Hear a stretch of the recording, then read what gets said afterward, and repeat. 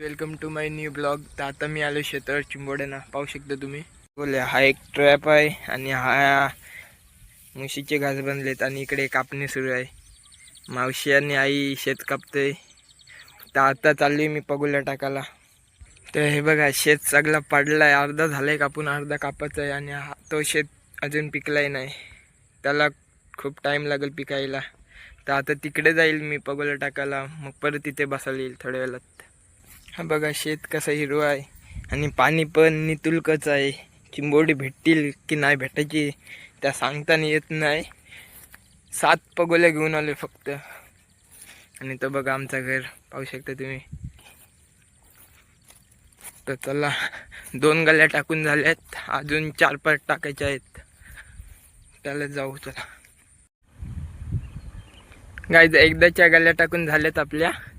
तिथनं सुरुवात केली आपण असं टाकत